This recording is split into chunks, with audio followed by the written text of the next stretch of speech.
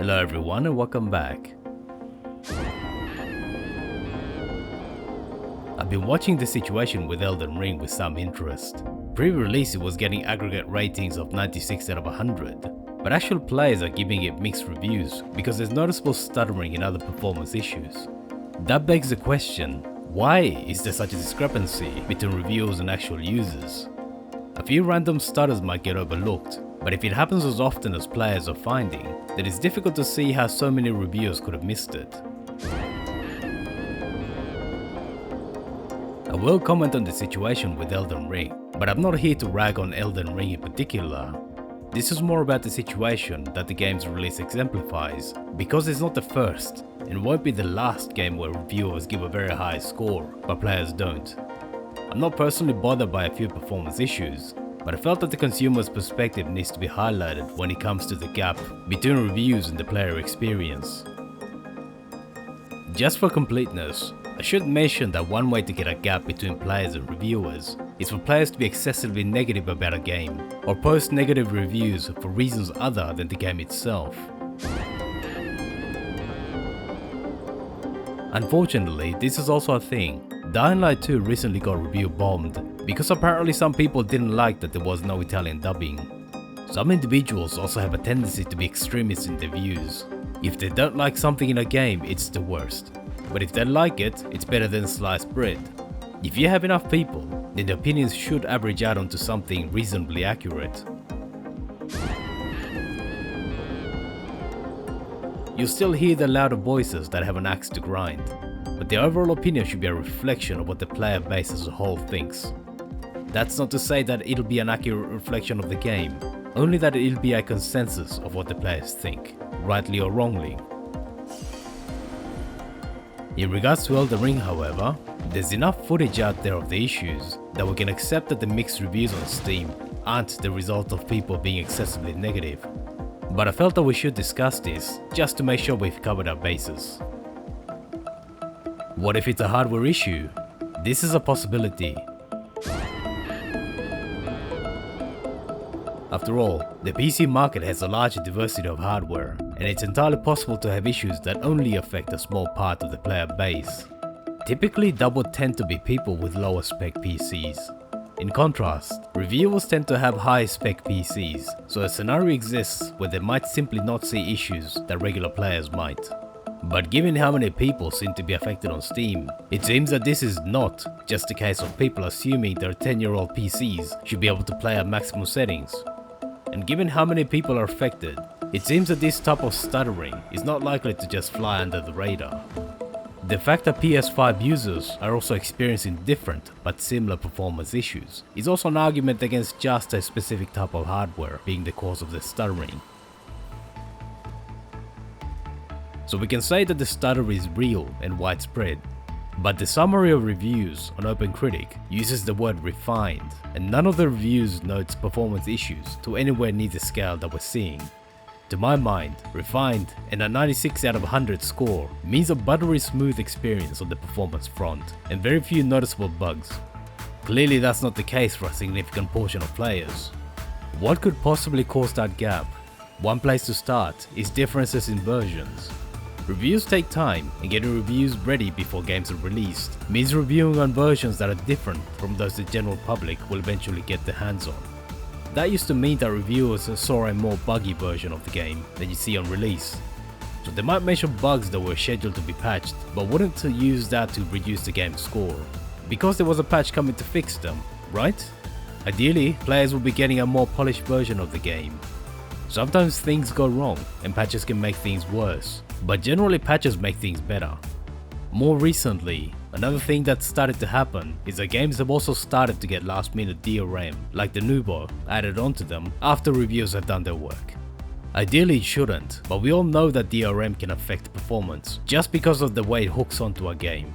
It seems that Elden Ring had both last minute patches and last minute DRM added prior to release. So things are different now than they were when reviews were made. From the developers' statements, it seems that they accept that there are performance issues at the moment. There's no comment on the cause, but the finger has been pointed at a few minor patches rolled out after release as the cause of the gap between reviewer and player experience. Anybody who's done any programming will tell you that a tiny change that should have no impact can cause you hours of tearing out your hair as you try to work out what the hell is going on. These things happen. But let's say for the sake of argument that it was the last few minor patches. The obvious question is why not roll back to the version used in reviews? Based on the review scores, the game performed flawlessly, or something very close to it. The last patches should be very minor, with just bug fixes and general polishing. The obvious step should be to simply roll back to that version. That this hasn't happened suggests that there's something other than the last patches at play here. It's still possible, but it would make Elden Ring's situation rather unique. One possibility is the addition of anti-cheat software. Reviewers obviously don't experience any form of anti-cheat during their reviews, but players would, which might explain the discrepancy between the two experiences. It seems that developers or publishers are taking on the practice of adding DRM just prior to release. Cynics might point out that this just happens to be after all the reviews are done and the pre-orders are in. Unfortunately, it also happens that anti-cheat has a long history of causing performance issues. This could very well be the case with Elden Ring, and it seems that people have noticed differences in performance between having the anti-cheat enabled and going offline and disabling it. We'll never know for sure, but the latest patch notes do acknowledge some loading issues due to the anti-cheat software. Any performance impact due to the anti-cheat being added at the last minute should be laid at the feet of the developers or publishers rather than the reviewers.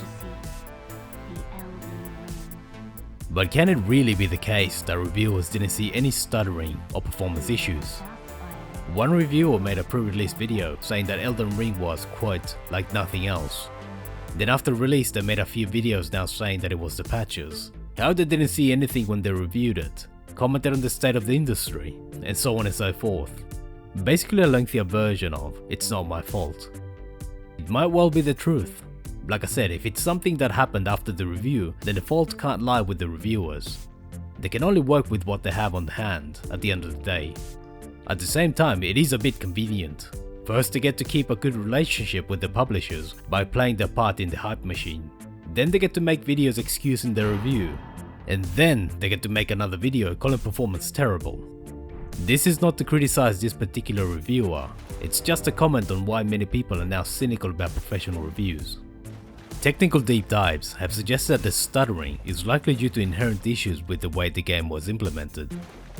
Sense with this game. You see, Elden Ring on PC has a stuttering issue. Elden Ring on PC is the first From Software game on PC that ships with DX12, and DX12 is enabled by default, and I have not found a way to change the API used. The stuttering issues that occur in Elden Ring will occur on any PC hardware. No configuration out there will be immune to them. You will notice these issues due to the use of DirectX 12 don't just happen as part of last-minute patches.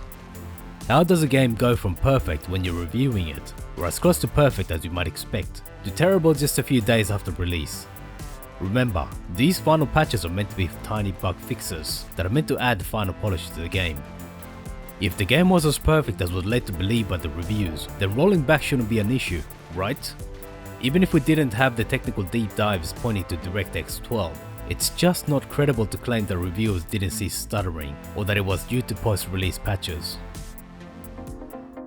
On that note, unfortunately it is the case that many publishers will tend to favor reviewers that cast their game in a good light. Even if it's unintentional, this will tend to exclude people that don't offer glowing reviews. This will usually take the form of not providing keys, which means that they can't access the product in time to have a review published when the game releases, and will have to obtain a copy with their own funds. You also see this phenomenon in other industries like news and sports commentating. Often the people that are most prominent will be the ones that maintain special relationships in the industry in order to get access to information like player movements before other commentators do. So in a way it's understandable that reviewers' comments about a game will naturally tend to be higher than regular players. Publishers will naturally gravitate towards reviewers who are positive about their product. And reviewers will tend to be positive in order to keep their access to exclusive content that keeps them in the limelight. Most people understand that this is the case and aren't too bothered with a small bump in ratings.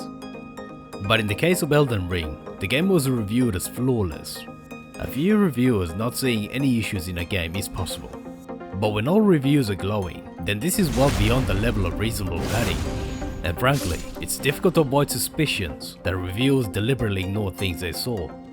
Unfortunately, Elden Ring is an example of players being misled about the state of the game they would get. It's impossible to know whether reviewers did this of their own accord, or whether they were pressured, but this kind of situation does nothing but breed cynicism about the entire games review industry. The games review industry has a definite part to play in highlighting worthwhile games to their audience. There's many games out there that don't get the attention they deserve, especially now that it's so much easier to make a game. By shining a spotlight on games that innovate, or otherwise advance the state of the medium, game reviews can play an important part in encouraging game development towards a better place. Games reviews aren't going anywhere, and to be clear, if you were to somehow make them disappear, it would be a net negative for consumers. But if this type of situation keeps happening, then it might well be the case that game reviews will simply become irrelevant to consumers, and that would be a great shame. Thanks for watching all the way to the end. Let me know what you thought about it in the comments. Feel free to leave a like, subscribe and hit the bell button to be notified when new videos come out. See you soon.